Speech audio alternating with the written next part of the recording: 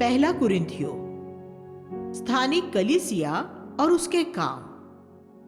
इसमें हम देखेंगे पौलुस द्वारा सराहना और निर्देश, सूली का शब्द, धर्म परिवर्तित या शिष्य, मसीह के सच्चे सेवक, संसार की आत्मा, सब बातों में परमेश्वर की महिमा करे, अनैतिकता से दूर भागे, एक परिपक्व मसीही, चेतावनियां और निर्देश, मसीह की देह के निर्माण के लिए दान वरदान।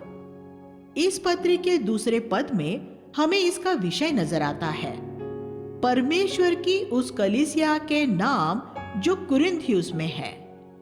1-2 ये पत्री एक नगर या गांव में एक स्थानीय कलीसिया के क्रियाशील होने के बारे में है। इन दो अभिव्यक्तियों पर ध्यान दें, परमेश्वर की कलीसिया और कुरिन्थ नगर। कलीसिया का प्रभाव नगर के लोगों पर पड़े, इसकी जगह ये एक दुर्भाग्य की बात थी कि नगर की आत्मा कुरिन्थियों के मसीहियों के बीच घुस आई थी। ये आज की बहुत सी कलीसियाओं में भी हुआ है, जहां विश्वासियों ने अपने आसपास के लोगों को तो प्रभावित नहीं किया है, लेकिन खुद संसार की आत्मा से प्रभावित हो गए हैं।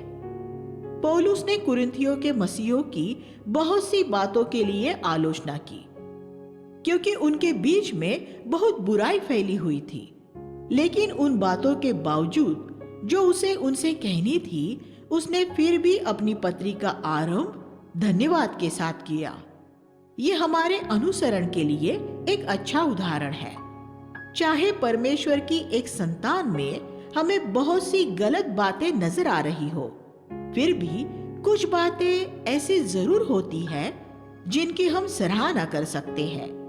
वैसे भी हमने जिसकी कभी किसी बात में सराहना न की हो, हमें उसकी आलोचना नहीं करनी चाहिए। बहुत लोग आलोचना द्वारा दूसरों की मदद करने की कोशिश करते हैं, लेकिन वे उनकी कोई मदद नहीं कर सकते, क्योंकि उनकी आलोचना करने से पहले उन्होंने उनकी किसी अच्छी बात के लिए कभी उनकी सराहना नहीं की थी।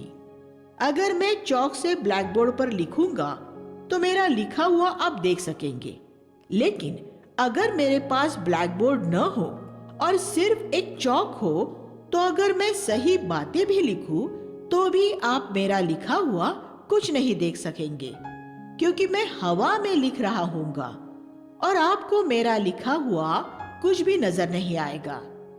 एक सहायक रूप में हम सिर्फ सराहना के ब्लैक बोर्ड पर ही आलोचना के चौक का इस्तेमाल कर सकते हैं। अगर आपने बीते समय में एक व्यक्ति की सराहना की है, फिर जब आप आलोचना का सफेद चौक लेते हैं, तो वह साफ तौर पर यह देख सकेगा कि आप क्या लिख रहे हैं।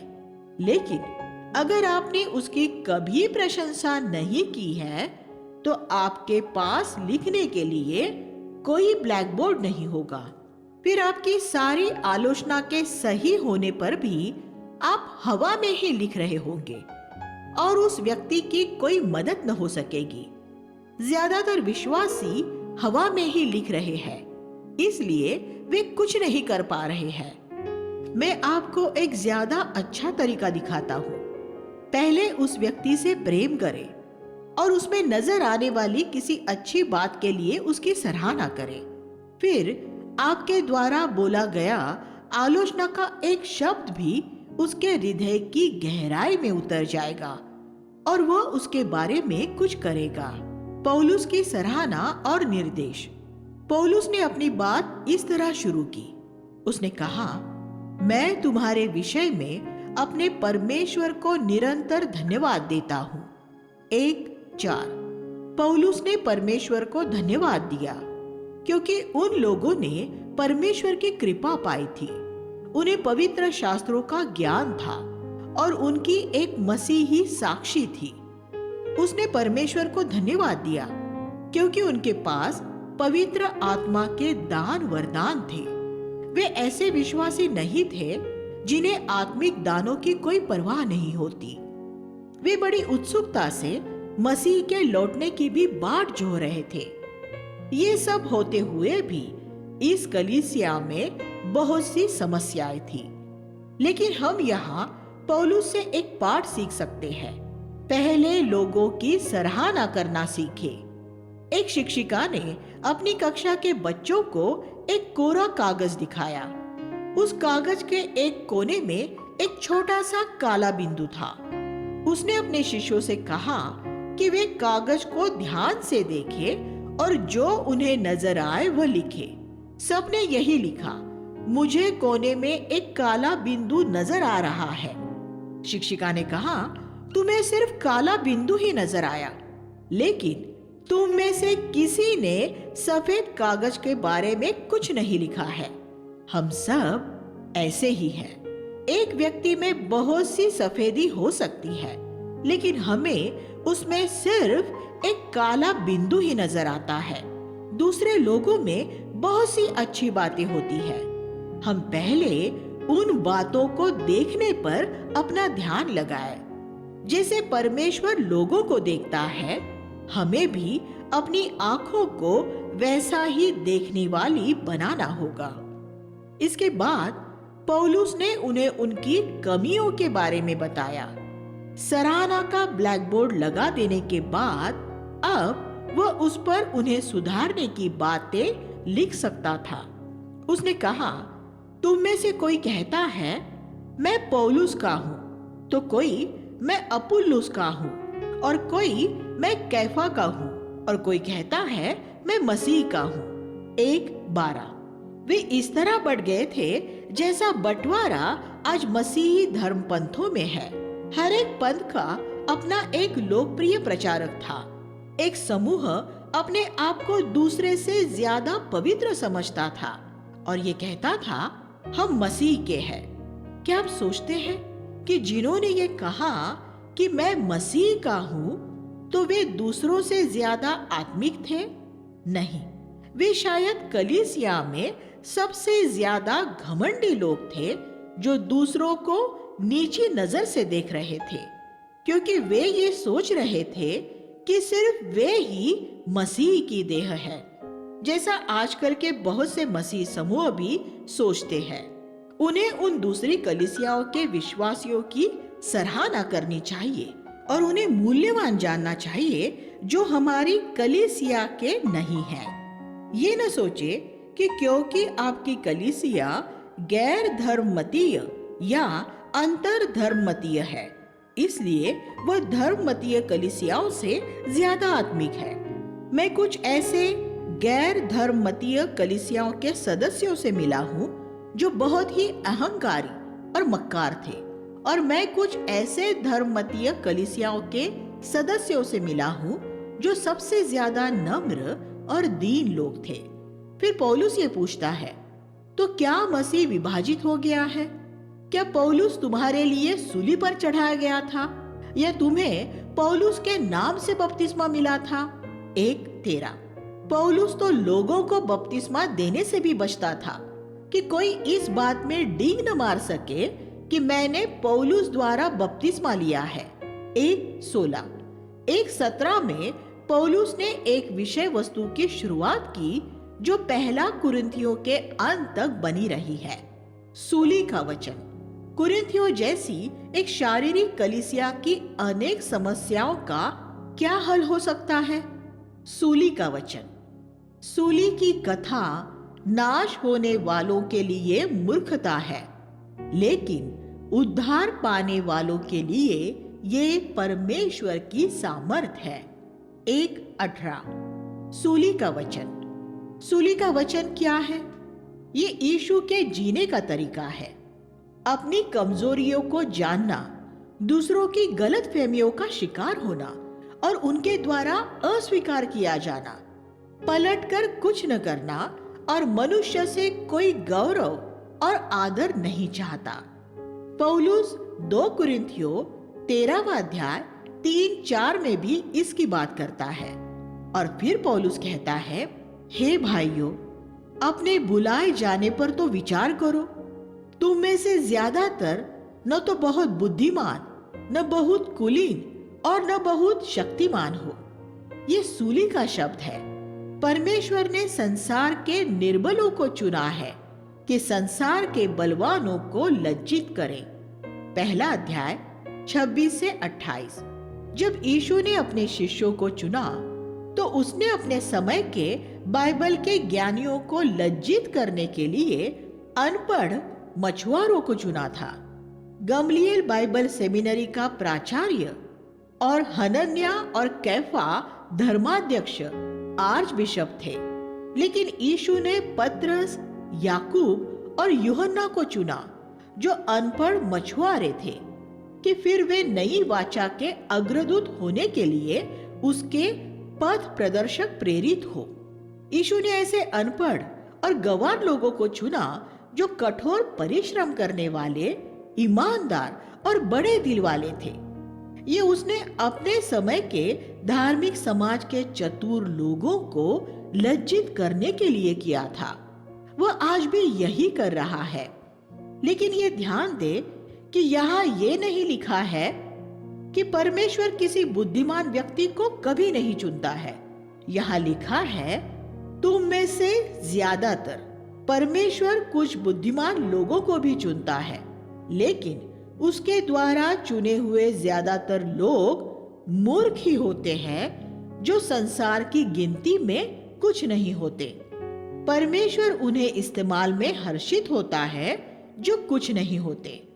अगर आप भारत में मसीहत के इतिहास को देखेंगे तो आप पाएंगे कि जिन लोगों ने इस देश को मसीह के लिए प्रभावित किया है वे कोई बड़े विद्वान लोग नहीं थे।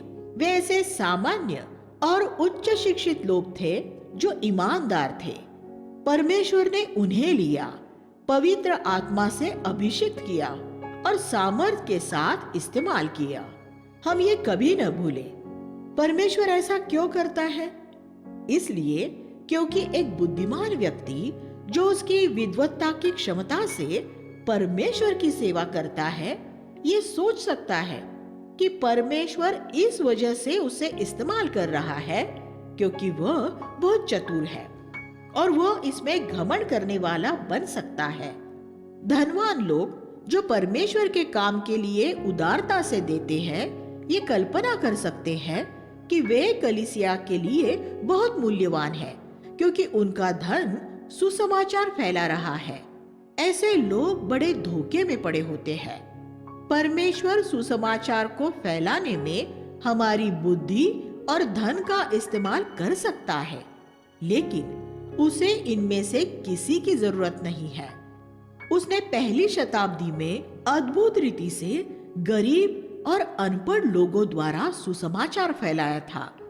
परमेश्वर उसका काम इस तरह से करता है कि कोई मनुष्य उसके सामने कभी डिंग नहीं मार सकता। 1:29। जब हम प्रभु के सामने खड़े होंगे तो हम ये नया गाना गाएंगे, वध किया हुआ परमेश्वर का मेमना ही योग्य है। प्रकाशित वाक्य 5:12। पौलुस भी स्वर्ग में किसी तरह की महिमा के योग्य नहीं है। बहुत साल पहले मुझे एक बाइबल सेमिनारी के उपाधि ग्रहण समारोह में बोलने के लिए बुलाया गया था। उस वर्ष की कक्षा में प्रथम आने वाले और सबसे ज्यादा इनाम जीतने वाले छात्र ने मेरे पास आकर कहा कि वो मुझसे बात करना चाहता है। उसने मुझसे कहा कि वह पाप से पूरी तरह हारा हुआ है। वर्षों तक बाइबल के ज्ञान का अचूक संग्रह करने के बाद भी वह गंदे विचारों और स्त्रियों की लालसा करने से छुटकारा नहीं पा सका है। उसने कहा कि 4 साल के बाइबल अध्ययन के बाद उसकी दशा असल में बाइबल कॉलेज में प्रवेश लेने के समय की दशा से भी बुरी हो गई थी। उसके पास्टर बनने के बाद उसका बाइबल का सारा ज्ञान उसकी मदद कैसे करेगा? क्या वह लोगों को बाइबल के इब्रानी और यूनानी शब्दों के मूल शब्दों के अर्थ सिखाएगा? ये लोगों की सबसे बड़ी जरूरत नहीं है। उन्हें ये जानने की जरूरत है कि वे पाप पर कैसे जय पा सकते हैं। मुझे उसके लिए बहुत अफसोस हुआ क्योंकि वह एक गैर मसीही था जो प्रभु के पास आया था और वह अपना जीवन बर्बाद कर रहा था। मसीही जगत की आज ये एक दुर्भाग्यपूर्ण दशा है। अनेक डिग्रियों से सुसज्जित होकर बाइबल के ज्ञानी लोगों को ऐसी परिकल्पनाओं की शिक्षा दे रहे हैं जो प्रतिदिन के जीवन में काम नहीं करती। वे लोगों की अगुवाई करते हुए उन्हें जीवन के वृक्ष की बजाय ज्ञान के वृक्ष के पास ले जा रहे हैं जो मृत्यु लाता है। इसलिए अपनी पारिवारिक पृष्ठभूमि या बुद्धि पर कभी घमंड न करें। आपका घमंड परमेश्वर को आपके द्वारा उसके उद्देश्य पूरे करने से रोकेगा। पौलुस स्वयं तरसुस के एक धनवान परिवार से था। तरसुस एक ऐसा नगर था जहां यहूदी व्यापारी व्यापार करने के लिए जाते थे और पौलुस का पिता जरूर एक धनवान व्यापारी रहा होगा। एक युवक के रूप में पौलुस यरूशलेम की सबसे अच्छी सेमिनारी में गया था जहां विद्वान गमलीएल प्राचार्य था। ऐसे प्राचार्य के हाथ के नीचे अध्ययन करना बड़े गौरव की बात थी। पौलुस सिर्फ एक धनवान परिवार से ही नहीं आया था, उसकी बुद्धि भी बड़ी विलक्षण थी। वह किसी भी क्षेत्र में बहुत सफल हो सकता था। अगर वह आज के समय में होता तो वह एक उच्च श्रेणी का कंप्यूटर इंजीनियर या डॉक्टर या व्यापारी बन सकता था। लेकिन प्रभु की सेवा करने के लिए वह अपनी किसी योग्यता पर निर्भर नहीं रहा था। उसने सूली को यह अनुमति दी कि वह उसकी मानवीय योग्यताओं में उसके भरोसे को क्रूसित कर दे। उसने कुरिन्थियों के मसीहों से कहा, जब मैं तुम्हारे पास परमेश्वर के विषय की गवाही देता हुआ आया था तो शब्दों या ज्ञान की उत्तमता के साथ नहीं आया था। 2:1 उसका प्रचार मानवीय चतुराई के शब्दों में नहीं बल्कि पवित्र आत्मा की सामर्थ में था, जिससे कि लोगों के विश्वास का आधार मनुष्य का ज्ञान नहीं बल्कि परमेश्वर की सामर्थ हो। 2:4 जो परमेश्वर के वचन का प्रचार करते हैं, मैं उनके सामने ये चुनौती रखना चाहता हूं, अपना प्रचार सहज बनाए। मैंने परमेश्वर के वचन का जो पिछले 50 सालों से भी ज्यादा समय तक प्रचार किया है, उसमें मैंने अपने आप से यह प्रश्न किया है, जो छोटे बच्चे मेरी बात सुन रहे हैं, क्या उन्हें मेरी बात समझ आ रही होगी? क्या सिर्फ बहुत बुद्धिमान लोग ही समझ वाले होते हैं? भारत में उन लोगों का क्या होगा जिनके लिए अंग्रेजी भाषा दूसरे क्रमांक पर है और जो अंग्रेजी के बड़े शब्द नहीं समझ सकते? क्या उन्होंने मेरी बात को समझा होगा? अगर छोटे बच्चे मेरी बात समझ लेंगे तो बाकी सभी लोग भी समझ लेंगे। इसलिए बोलते समय मैं बच्चों को लक्षित करता हूं, बिल्कुल वैसे ही जैसे यीशु ने किया था। अगर सिर्फ चतुर लोग ही आपकी बात समझते हैं तो फिर आप यकीन कर सकते हैं कि 90% लोगों को आपकी बात समझ नहीं आई है। तब आपने अपने प्रचार से क्या हासिल किया है? शायद आपको बाइबल के एक बड़े ज्ञाता या एक बहुत प्रभावशाली वक्ता होने का सम्मान मिल जाएगा और शायद कुछ धन भी मिल जाएगा। क्या आपको ये सब चाहिए या आप लोगों को आशीष देना चाहते हैं? ये चुनाव आपको करना है। जब मैं एक युवक था तब प्रभु ने मुझसे एक सवाल पूछा, क्या तू लोगों को प्रभावित करना चाहता है या उनकी मदद करना चाहता है? मैंने कहा, प्रभु मैं उनकी मदद करना चाहता हूं। उसने कहा, तब उनको प्रभावित करना बंद कर। वह मेरे जीवन का निर्णायक मोड़ था। अगर आप लोगों की मदद करना चाहते हैं तो अपना प्रचार सहज रूप में करें। परमेश्वर अपने सत्य ऐसे लोगों पर प्रकट नहीं करता जिन्हें अपनी बुद्धि और डिग्रियों पर गर्व है, बल्कि उन पर करता है जिनके हृदय बच्चों जैसे होते हैं। मत्ती 11:25। यीशु सहज रूप में बोलता था, बच्चे भी उसकी बात समझ सकते थे। इसलिए पौलुस मूल रूप में यहाँ ये कह रहा है, हालांकि मेरी बुद्धि बहुत कुशाग्र है और मैं एक बड़ा विद्वान हूं और मैं तुमसे बात करने में इनका इस्तेमाल कर सकता हूं, फिर भी मैंने ऐसा नहीं किया है। मैंने सब कुछ मसीह के चरणों में रख दिया है। मेरी सारी योग्यता, मेरा ज्ञान और मेरी विद्वत्ता, और मैंने तुमसे पवित्र आत्मा की सामर्थ और अभिषेक में एक बहुत ही सामान्य तरीके से बात करने का फैसला किया है कि पवित्र आत्मा मेरे शब्दों को सिर्फ तुम्हारे मनों में ही नहीं बल्कि तुम्हारे हृदयों की गहराई में पहुंचा सके। मैं यही चाहता हूं। मैं अपनी चतुराई से तुम्हें प्रभावित करना नहीं चाहता। मैं चाहता हूं कि पवित्र आत्मा तुम्हारे हृदय को कायल करे और तुम्हारी अगुवाई करते हुए मसीह में जीवन की भरपूरी में पहुंचाए। ये सूली का वचन है। कुरिन्थियों के मसीही बच्चे थे, इसलिए पौलुस को उन्हें दूध ही पिलाना पड़ा था। लोगों से बात करते समय हमें पहले उनका आत्मिक स्तर मालूम करना पड़ता है ताकि फिर हम उन्हें वही दे सके जो उनके लिए उचित है। परिपक्व ईश्वरीय लोगों के बीच बोलते समय हमें एक तरह से बोलना पड़ता है और जो मसीह में बच्चे हैं उनसे बोलते समय एक दूसरी तरह से बोलना पड़ता है। कुरिन्थियों के लोग बहुत समय से विश्वासी थे, लेकिन उनकी आत्मिक उन्नति नहीं हुई थी, इसलिए पौलुस उन्हें ठोस भोजन नहीं खिला सका। उसने उन्हें दूध ही पिलाया। लेकिन जब पौलुस ज्यादा परिपक्व मसीहों से मिलता था तो उन्हें वह मसीह की गहरी बातें सुना सकता था।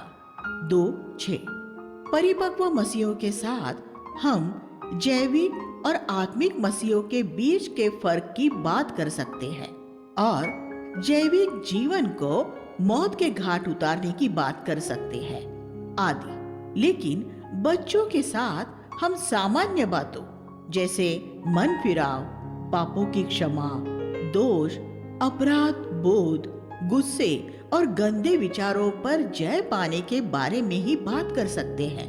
हमें बच्चों को दूध ही देना पड़ता है क्योंकि वे ठोस भोजन नहीं खा सकते, क्योंकि उसे चबाना पड़ता है।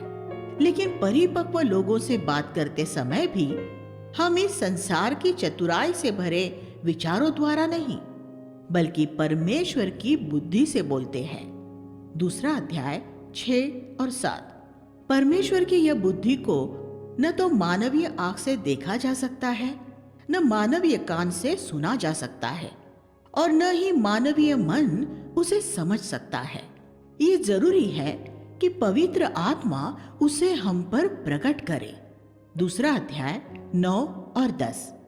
इसलिए इससे कोई फर्क नहीं पड़ता कि आपके अंदर एक कुशाग्र बुद्धि है या मंद बुद्धि है। पिछली शताब्दियों में हमने देखा है कि परमेश्वर ने अक्सर सामान्य लोगों को, जिनका बुद्धि का स्तर नीचा था, एक उत्कृष्ट सेवकाई दी और उनके द्वारा अपनी कलीसिया का निर्माण किया। बाइबल के बड़े विद्वान आज भारत में क्या कर रहे हैं?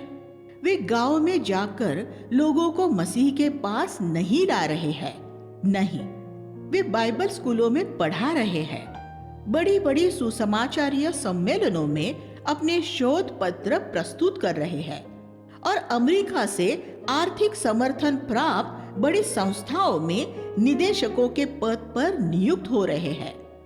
वे मसीह कौन है जो भारत में परमेश्वर का असली काम कर रहे हैं? उनमें से ज्यादातर सामान्य, कम पढ़े लिखे लेकिन पवित्र आत्मा से भरे हुए लोग हैं जो लोगों को मसीह के पास लाते हैं और उन्हें स्थानीय कलीसियाओं में स्थापित करते हैं। ये परमेश्वर का असली काम है। इसलिए मैं कहता हूं, ऐसे निकम्मे और मनुष्यों से आदर पाने के भूखे मसीहों को सुसमाचारीय सम्मेलनों में उनके शोध पत्र प्रस्तुत करने दो, अंतरराष्ट्रीय समितियों के सदस्य बनने दो और संस्थाओं में निदेशक बनने दो। लेकिन आप जो प्रभु से प्रेम करते हैं, जाकर लोगों को प्रभु के पास लाए और उसके कलीसिया का निर्माण करें। मैं अपने जीवन भर यही करना चाहता हूँ। मैं किसी समिति का सदस्य बनने या किसी सम्मेलन में एक शोध पत्र प्रस्तुत करने में अपना समय कभी नष्ट नहीं करना चाहूंगा। मैं लोगों को प्रभु के पास लाना और उन्हें कलीसियाओं में स्थापित करना चाहता हूँ।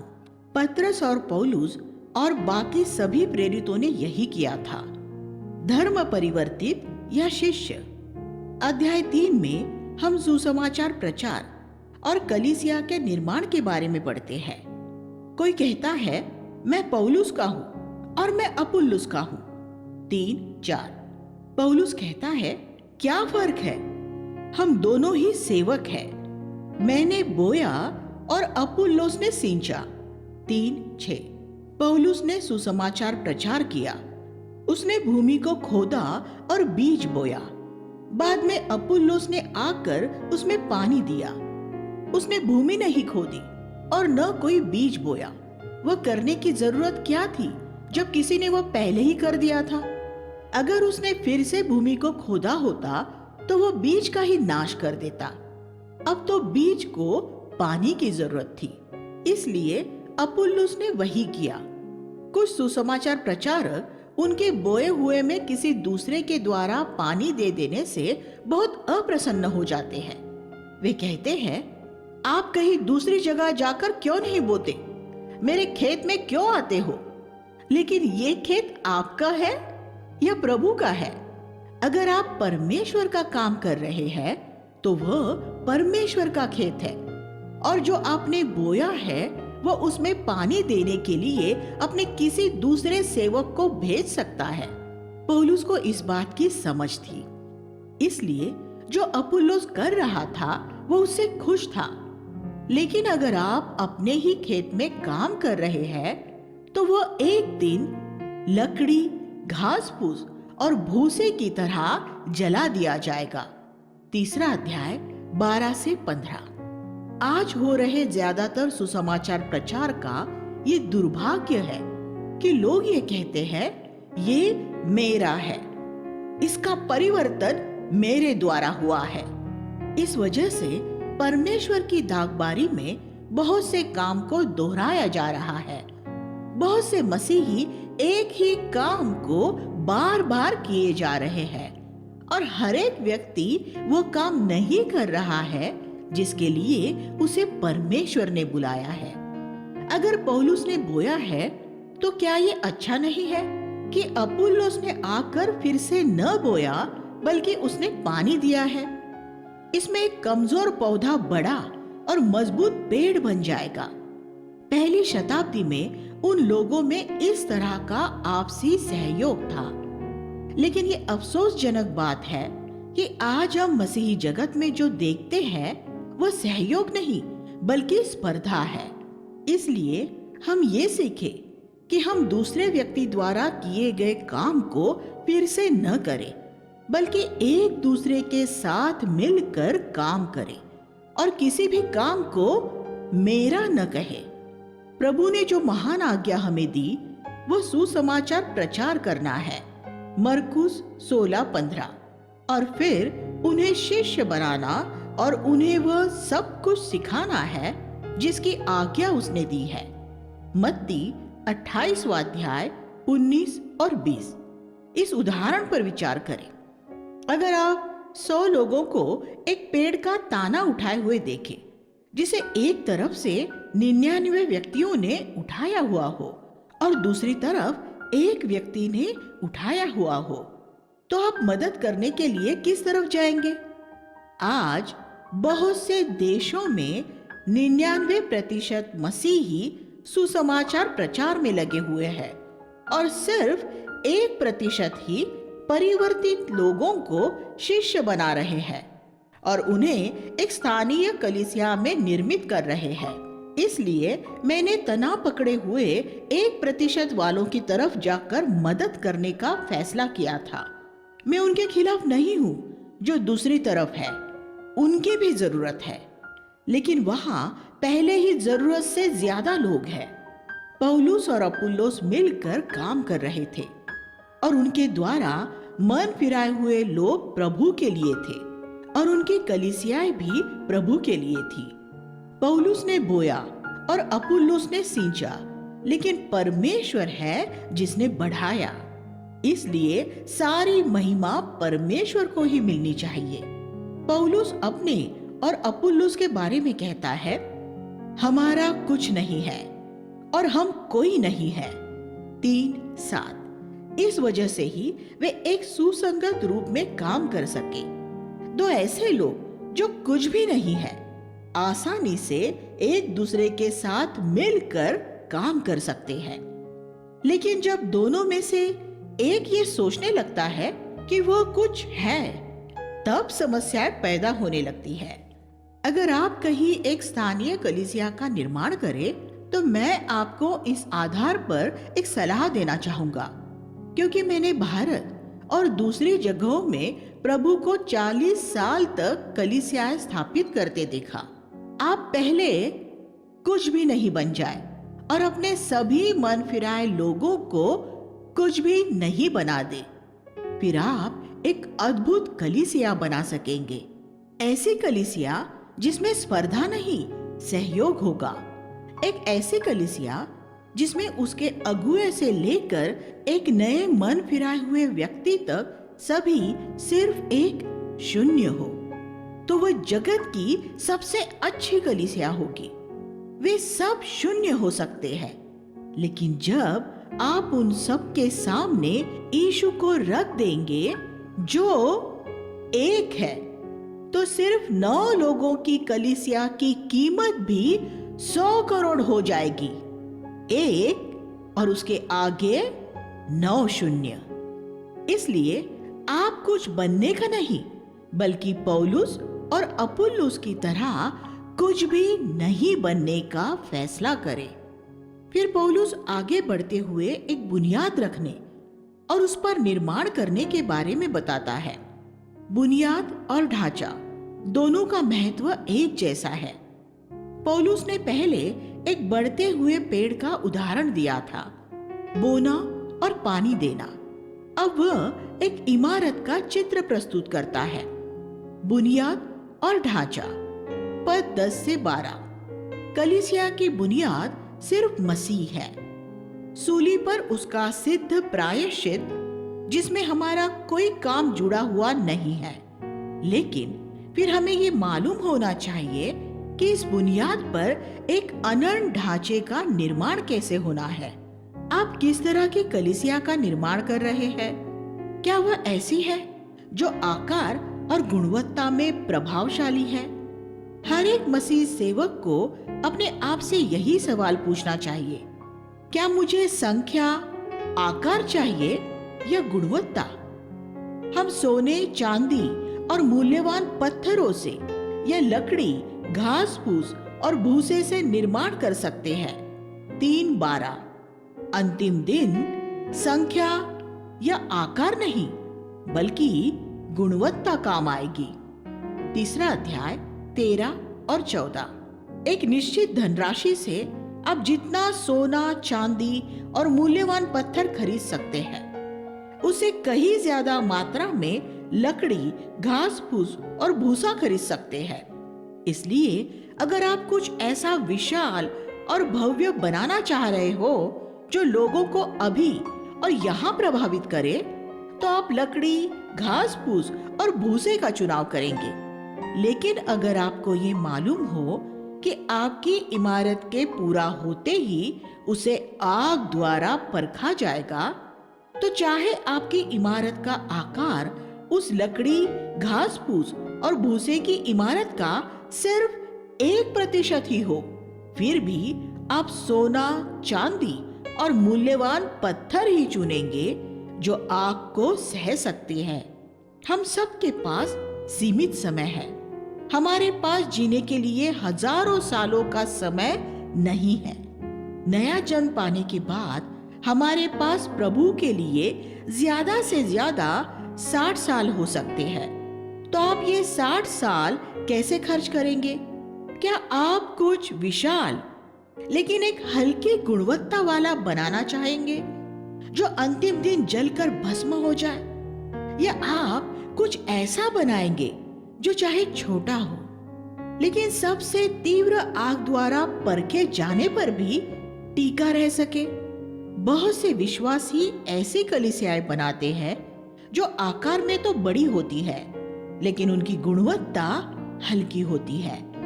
लेकिन कुछ लोग बुद्धिमानी से बनाते हैं, अच्छी गुणवत्ता वाली छोटी कलीसियाएं बनाते हैं, जिनमें वे मन फिराव और शिष्य बनने का प्रचार करते हैं।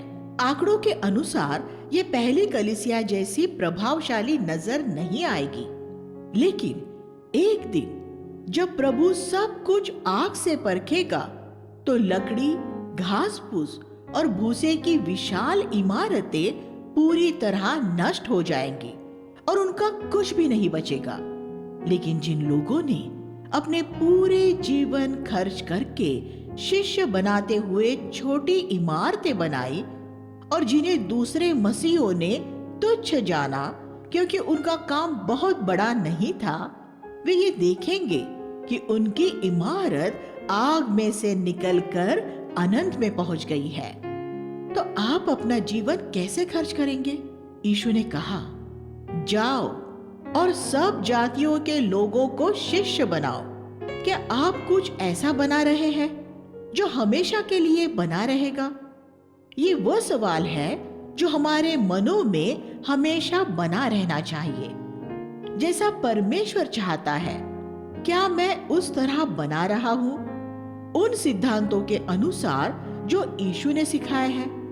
क्या मैं ऐसे शिष्य बना रहा हूं जो सबसे बढ़कर यीशु को प्यार करते हैं, या मैं सिर्फ ऐसे धर्म परिवर्तित लोग तैयार कर रहा हूं जो सिर्फ ये कहते हैं, प्रभु यीशु, मैं तुझ में विश्वास करता हूं, लेकिन शिष्य बनना नहीं चाहते?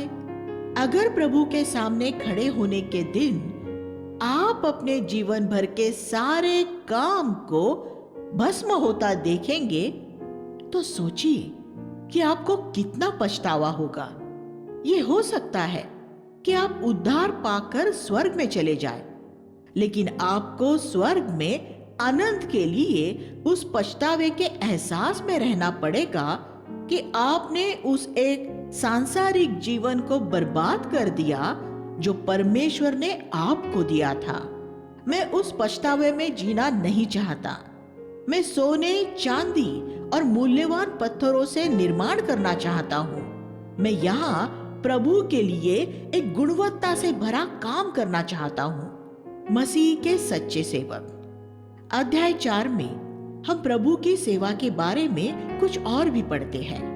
प्रभु के एक सेवक के लिए ये जरूरी है कि वह सिर्फ वही करे जो उसका स्वामी उससे कहे।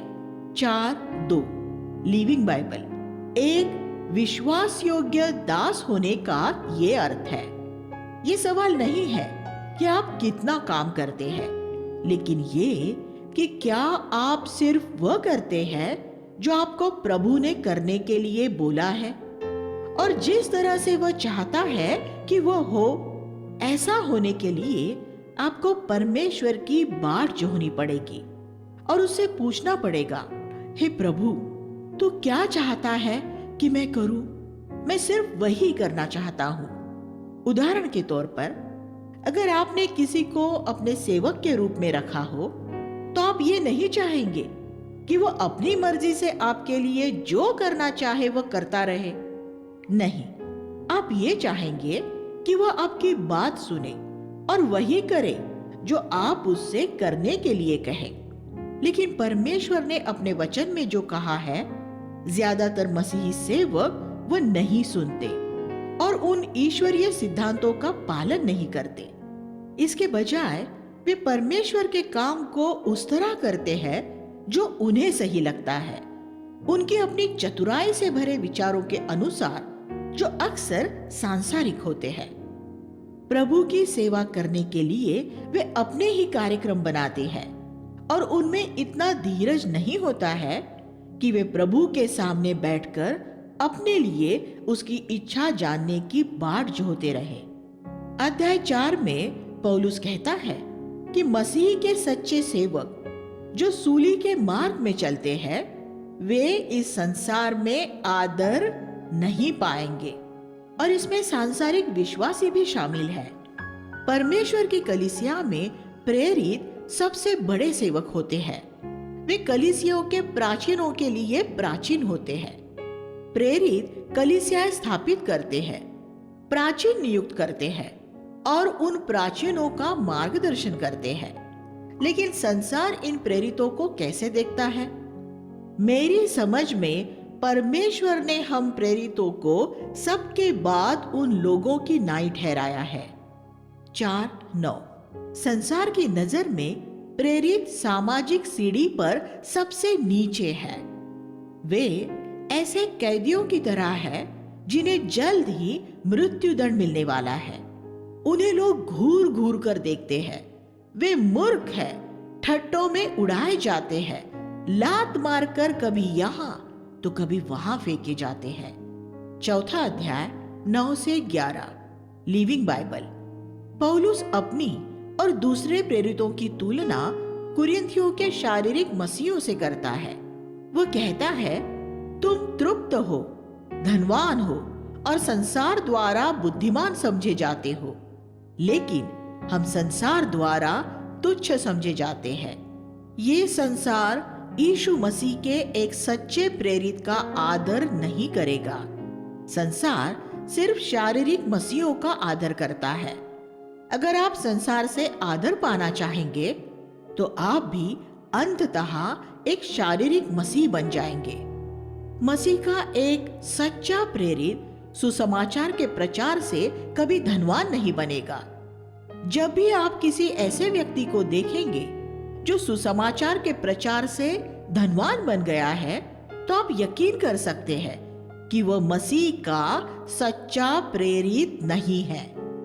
ऐसा व्यक्ति जिसने सुसमाचार के प्रचार द्वारा अपने परिवार के लिए बड़े बड़े घर और जमीन जायदाद खरीद ली है, वह मसीह का प्रेरित नहीं है। एक व्यक्ति जो सुसमाचार के प्रचार द्वारा प्राप्त किए हुए धन से अपने लिए एक महंगी कार खरीद सकता है, वह मसीह का प्रेरित नहीं है। वह सिर्फ एक शारीरिक मसीह है। पौलुस अपने प्रचार के दान द्वारा बहुत सा धन अर्जित कर सकता था, लेकिन उसने ऐसा नहीं किया। परमेश्वर का एक सच्चा सेवक सुसमाचार के प्रचार से पैसा नहीं कमाता। वह अपनी सांसारिक जरूरतें पूरी करने के लिए उपहार स्वीकार कर सकता है, जैसे यीशु और उसके प्रेरितों ने किया था, लेकिन इससे वह करोड़पति नहीं बन जाएगा। लेकिन ये बातें उससे विपरीत है जो हम आज मसीही जगत में होता हुआ देख रहे हैं। इस वजह से ही इन तथाकथित प्रेरितों और प्रचारकों के लिए जो बीमारों को भी चंगा करते हैं, मेरे मन में जरा सा भी आदर नहीं है। मैं इन सुसमाचारीय प्रचारकों की तुलना में जो गरीब लोगों से दसवांश लेते और सुसमाचार प्रचार द्वारा धनवान बन जाते हैं, उन रोमन कैथोलिक पादरियों का ज्यादा आदर करूंगा जो उत्तर भारत में जाकर एक साधारण जीवन बिताते और गरीब लोगों की मदद करते हैं। आप किसका अनुसरण करेंगे, पौलुस और पतरस का या आज के इन जालसाजों का? पौलुस आगे कहता है, हमारे साथ बुरी तरह व्यवहार किया जाता है, हम अपने हाथों से कठोर परिश्रम करते हैं। 4 अध्याय 11 और 12।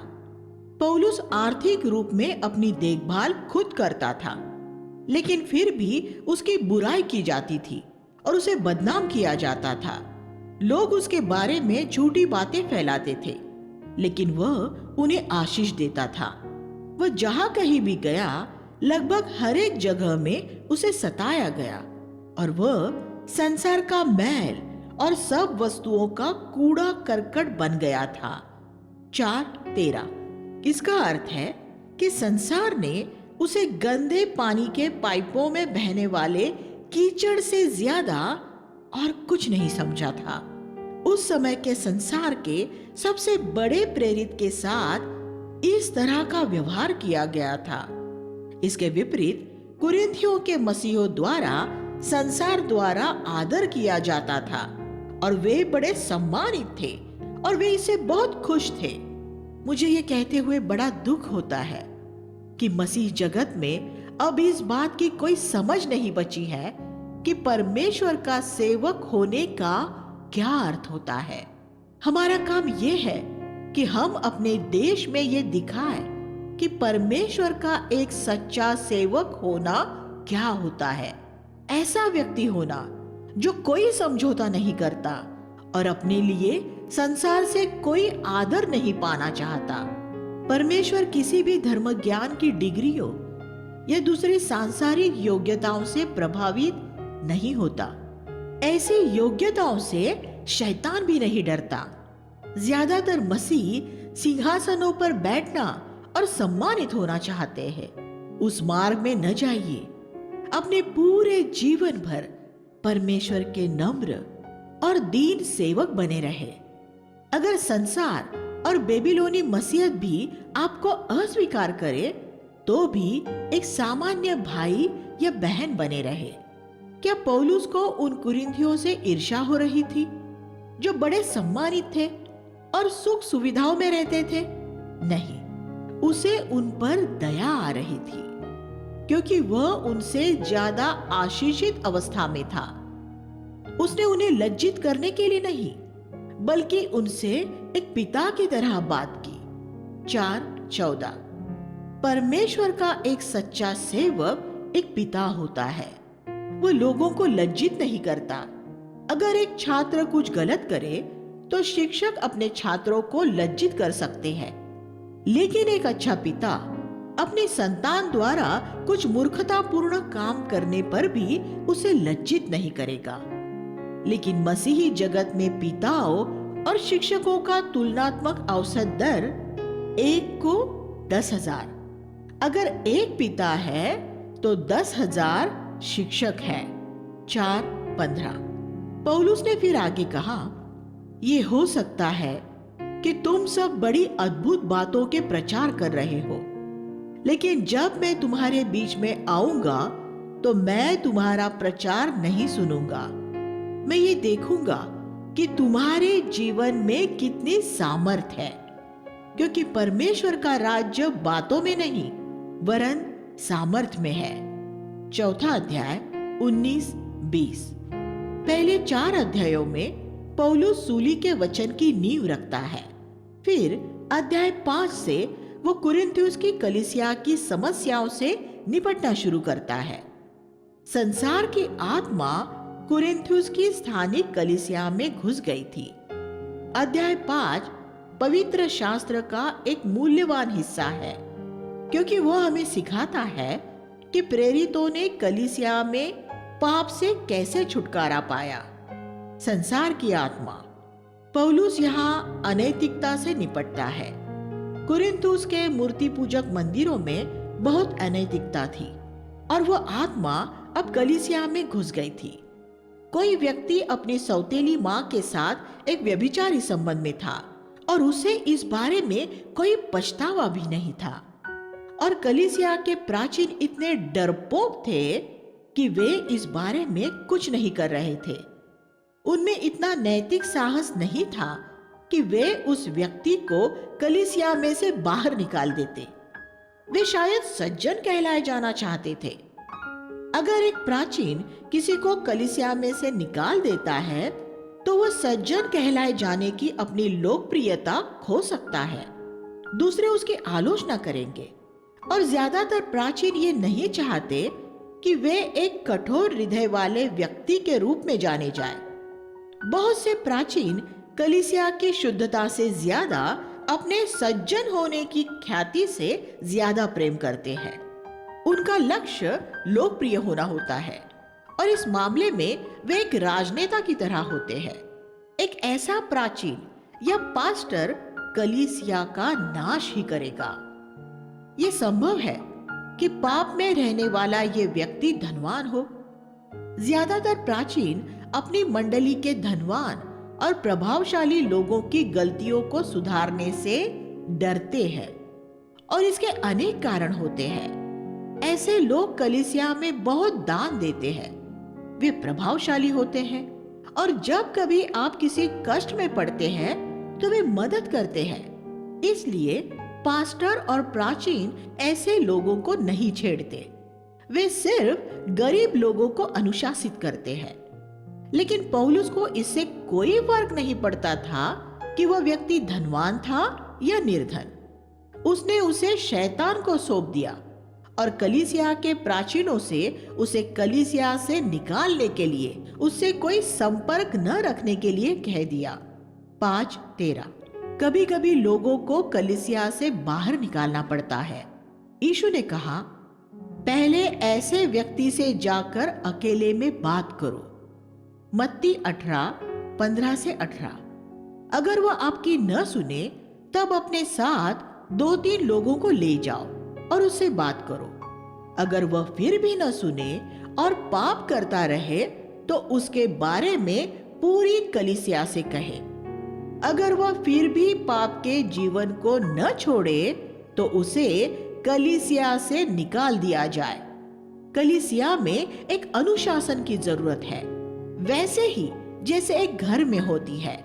एक घर जिसमें बच्चों को अनुशासित नहीं किया जाएगा एक अस्त व्यस्त घर होगा, और एक कलीसिया जिसमें लोगों को अनुशासित नहीं किया जाएगा वह एक अस्त व्यस्त कलीसिया होगी।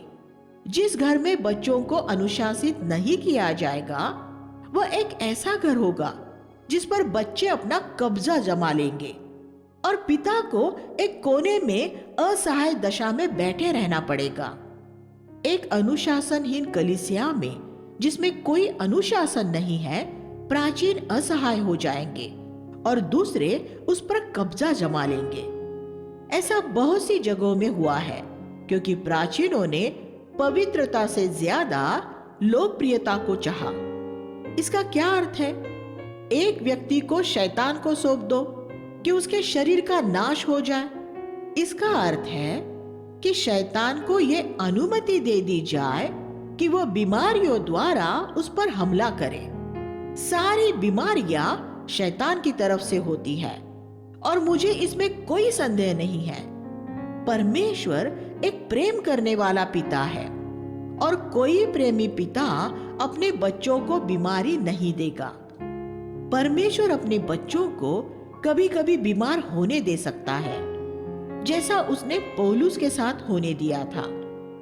परमेश्वर ने शैतान को यह अनुमति दी कि वो पौलुस की देह में एक कांटा चुभाए रहे और पौलुस के प्रार्थना करने पर भी उसे चंगा नहीं किया गया। 2 कुरिन्थियों 12:1-7। लेकिन वह पौलुस के भले के लिए था, वह उसे घमंड से बचाए रखने के लिए था। परमेश्वर किसी को प्रलोभित भी नहीं करता, लेकिन वह शैतान को यह अनुमति देता है कि वह हमें प्रलोभित करे। इसलिए पौलुस ने इस मन न फिराने वाले भाई को शैतान के हाथ में सौंप दिया कि वह उसे बीमार कर दे, जिससे उसकी समझ खुल जाए और वह मन फिरा ले। उसे कलीसिया से निकालकर बाहर किया जाना था कि फिर कोई विश्वासी उससे न मिले, और उस आत्मिक अंधकार में काफी धन संपत्ति होते हुए भी उसे ये एहसास होता कि उसने क्या खोया है, और तब ये आशा की जा सकती थी कि वह मन फिराकर लौट आए। सब बातों में परमेश्वर की महिमा करना। अध्याय 6 में पौलुस उन विश्वासियों के बारे में बात करता है जो दूसरे विश्वासियों को अदालतों में घसीट ले जाते हैं। एक विश्वासी दूसरे विश्वासी को अदालत में क्यों ले जाना चाहेगा? क्योंकि वह ये मान लेता है कि कलीसिया के प्राचीन उसकी समस्या हल करने में उसकी कोई मदद नहीं करेंगे, और ये कि सर्वसामर्थी परमेश्वर भी उसकी कोई मदद नहीं करेगा। इसलिए वह मदद के लिए सांसारिक अदालत में मामूली मनुष्यों के पास जाता है। पवित्र आत्मा कहता है कि ये पूरी तरह से गलत है, क्योंकि इस बात में परमेश्वर का निरादर होता है। क्योंकि ये ऐसा है मानो वह अपने बच्चों की समस्याओं को हल नहीं कर सकता। विश्वासियों के बीच हमेशा समस्याएं रहेंगी, लेकिन उन्हें वे समस्याएं कलीसिया के प्राचीनों के पास ले जानी चाहिए और ये भरोसा रखना चाहिए कि परमेश्वर उनकी मदद करेगा। उन्हें एक सांसारिक अदालत में नहीं जाना चाहिए।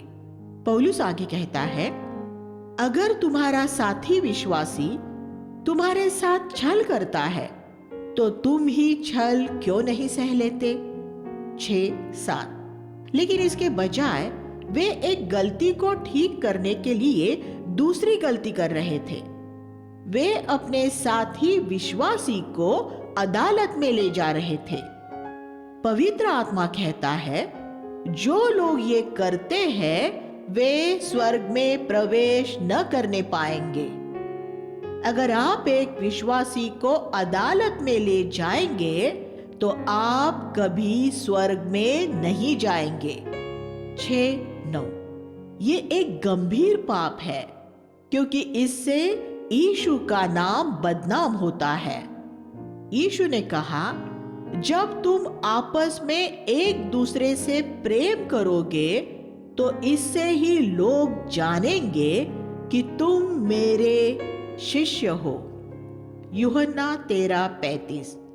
लेकिन आप अविश्वासियों को ये दिखा रहे हैं कि मसीह के लोग आपस में लड़ते हैं और इस तरह उन्हें शैतान की तरफ ढकेल रहे हैं। तो परमेश्वर कहता है कि अब स्वयं तुम भी स्वर्ग में प्रवेश करने योग्य नहीं रहे हो। एक मसीह को अपने सम्मान में नहीं, परमेश्वर की महिमा में दिलचस्पी होनी चाहिए। तुम जो कुछ भी करो परमेश्वर की महिमा के लिए करो। 1 कुरिन्थियों 10:31। क्या अपने भाई को अदालत में ले जाने द्वारा आप परमेश्वर की महिमा करेंगे? नहीं, तो फिर ये न करें। आप अपने भाई को अदालत में क्यों ले जाते हैं? क्योंकि आप उससे घृणा करते हैं। आप चाहते हैं कि एक मानवीय न्यायाधीश उसे दंड दे। उसे दंडित होने के लिए परमेश्वर के हाथ में क्यों न सौंप दिया जाए? अपना बदला स्वयं लेकर हिसाब चुकता करने की न सोचो। ये तुम्हारे करने का काम नहीं है। न्याय मैं करूंगा, परमेश्वर कहता है। मैं इस सारे मामले को संभाल लूंगा। रोमियो 12:19। Message Bible. पौलुस फिर जीवन के ऐसे 3 स्तरों की बात करता है जिस पर लोग रह सकते हैं। सब वस्तुएं उचित तो है, लेकिन सब वस्तुएं हितकर नहीं है। 6-12। ज्यादातर अविश्वासी एक गलत अधर्मी स्तर पर जीते हैं। किसी भी विश्वासी का इस स्तर तक पतन नहीं होना चाहिए, लेकिन दुर्भाग्यवश कुछ इस स्तर तक गिर जाते हैं। अगर वे हठीले होकर उसी स्तर पर रहेंगे तो वे अपना उद्धार खो देंगे। एक विश्वासी के लिए न्यूनतम स्तर अगला स्तर है, सही, धर्मी। लेकिन एक स्तर इससे भी ऊंचा है, लाभदायक। 100 कामों में से 70 काम अवैध हो सकते हैं, इसलिए हमें उनसे दूर रहना है। लेकिन हम बाकी बचे 30 सही, व्यवस्था अनुसार काम कर सकते हैं। लेकिन उन 30 में से सिर्फ 10 काम ऐसे होंगे जो आत्मिक रीति से लाभदायक होंगे। एक पूरे हृदय से समर्पित मसीही सिर्फ वे 10 काम ही करेगा, लेकिन अर्ध समर्पित मसीही उन 30 सही कामों में से कोई भी करने का चुनाव करेंगे। अगर आप पूरे हृदय से समर्पित परमेश्वर के एक प्रभावी सेवक होना चाहते हैं, तो आपको सही कामों में से लाभदायक कामों को चुनना पड़ेगा। समय के उदाहरण पर विचार करें। हम सब के पास एक दिन में 24 घंटे होते हैं। अगर आप इस समय का कुछ हिस्सा गंदे चलचित्र, मूवीज या अश्लील पत्रिकाएं पढ़ने में बिता देंगे, तो वह आपके समय को एक अवैध तरह खर्च करना होगा। दूसरी तरफ ऐसे बहुत से सही काम होते हैं जिनमें आप अपना समय खर्च कर सकते हैं। उनमें से कुछ काम जरूरी होते हैं और हमें वे करने पड़ते हैं, लेकिन आप अखबार पढ़ने में कई घंटे खर्च कर सकते हैं, जो हालांकि सही है, लेकिन हमारे पूरे दिन के लिए ये जरूरी नहीं कि वो लाभदायक हो। अगर आप परमेश्वर के एक उपयोगी सेवक होना चाहते हैं, तो आपको अनुशासित होना पड़ेगा और अपनी दिनचर्या में से कुछ अनावश्यक कामों को हटाकर उस समय को परमेश्वर के कामों में लगाना पड़ेगा। आप इंटरनेट पर कई घंटे साफ सुथरी साइट्स पर सर्फिंग करने में खर्च कर सकते हैं या टीवी पर मसीही कार्यक्रम भी देख सकते हैं, लेकिन उसके बाद आपके पास बाइबल पढ़ने के लिए ज्यादा समय नहीं बचेगा। या वैकल्पिक रूप में आप इंटरनेट पर सर्फिंग करने में, सांसारिक समाचार आदि जानने के लिए थोड़ा समय खर्च कर सकते हैं और फिर आपके पास बाइबल पढ़ने के लिए ज्यादा समय होगा। अगर आप टीवी पर एक साफ सुथरा कार्यक्रम देखने में या कोई अच्छी इंटरनेट साइट देखने में 2 घंटे खर्च करते हैं, तो आप पाप नहीं कर रहे हैं, लेकिन वह समय बर्बाद करना हो सकता है, क्योंकि वही समय आप बाइबल पढ़ने या जरूरतमंद लोगों की मदद करने में खर्च कर सकते थे। इसी तरह पैसा खर्च करने के भी अवैध, सही और लाभदायक तरीके हो सकते हैं। एक पूरे हृदय से समर्पित मसीही अपने समय और अपने पैसे को लाभदायक तरीकों से इस्तेमाल करेगा। हमें सही चुनाव करना सीखना होगा। एक ईश्वरीय जीवन का भेद हमारे द्वारा किए जाने वाले चुनावों में रखा होता है। हम अपने समय में जितने भी सही काम कर सकते हैं, उसमें हमें अपना समय सबसे अच्छे तरीके से खर्च करना चाहिए। हम अपना धन जितने भी सही तरीकों से खर्च कर सकते हैं, उनमें से हमें सबसे अच्छे तरीके चुनने चाहिए। ऐसा मनुष्य परमेश्वर के लिए उपयोगी होगा। इसके बाद हम अपनी देह किस प्रकार इस्तेमाल करते हैं? पौलुस इस बारे में बात करता है। मेरी देह की लालसाएं मुझ पर प्रभुता न करने पाएंगी। 6वां अध्याय 12 और 13। हमारी देह के लिए भोजन जरूरी होता है, लेकिन अगर आप परमेश्वर के सेवक होना चाहते हैं, तो आपको ये ध्यान रखना होगा कि भोजन आप पर प्रभुता न करे। अगर आप भोजन से इतना प्रेम करेंगे कि वो आपका स्वामी बन जाए, तो आप परमेश्वर के लिए एक उपयोगी सेवक नहीं हो सकते। आपको इस दासत्व से मुक्त होना पड़ेगा। उपवास करने द्वारा हमें इसी बात में मदद मिल सकती है। सिर्फ हमारी आत्मा ही नहीं, हमारी देह भी मसीह की देह का अंग है। 6:15। इसलिए हमें उसे किसी अनैतिक काम में इस्तेमाल नहीं करना चाहिए। वह सिर्फ प्रभु के ही विशिष्ट उपयोग के लिए हो। मेरी आंखें, मेरी जीभ, मेरी देह का हर एक अंग, देह के लिए प्रभु की ये एक अद्भुत प्रतिज्ञा है, जिस प्रतिज्ञा पर मैं सालों से अपना अधिकार होने का दावा करता रहा हूं। देह प्रभु के लिए है और प्रभु देह के लिए है। 6:13। अगर आप एक सार्थक रूप में ये कहे, प्रभु मेरी देह सिर से पांव तक पूरी तरह तेरी है, मेरी आंखें, मेरी जीभ, मेरा सब कुछ तो प्रभु पूरी तरह आपकी देह के लिए होगा।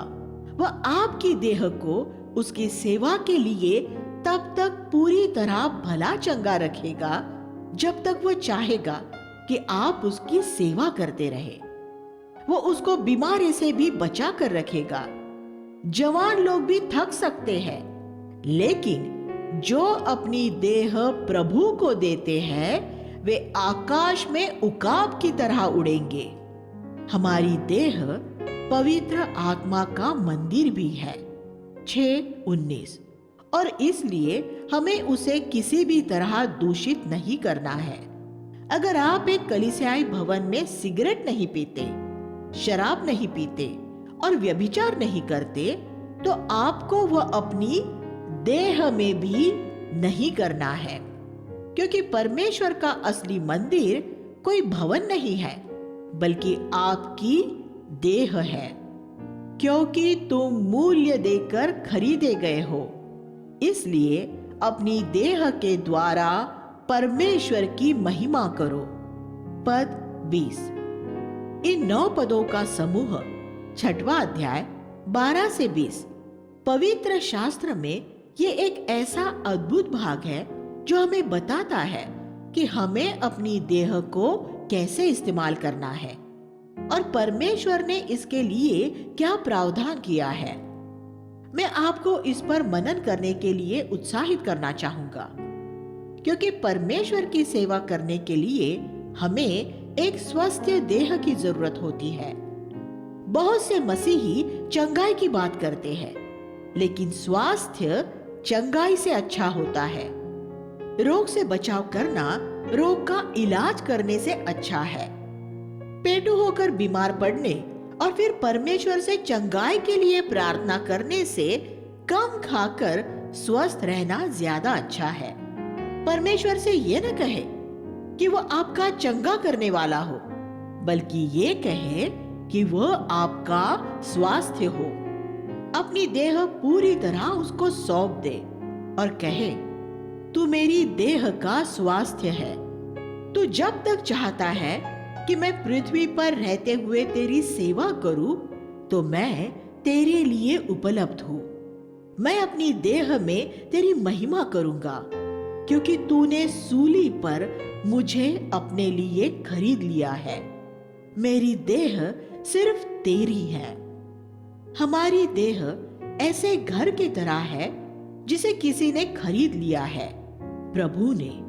अब हमें इसे खाली करके इसके कानूनी मालिक को सौंप देना चाहिए कि फिर इसका मालिक इस पर अपना पूरा कब्जा ले सके। जिस घर को किसी दूसरे ने खरीद लिया हो, उसमें रहना पाप है। इसलिए अपनी देह पूरी तरह प्रभु को सौंप दे। आइए हम प्रार्थना करें। हे स्वर्गीय पिता, इन सच्चाइयों को हमारे दैनिक जीवन में लागू कीजिए। हम प्रार्थना करते हैं कि हमें प्रभु के प्रभावी सेवक बनाइए, ताकि हम ऐसे चर्च का निर्माण कर सके जो आपको महिमा दे। हम यीशु के नाम में प्रार्थना करते हैं, आमीन।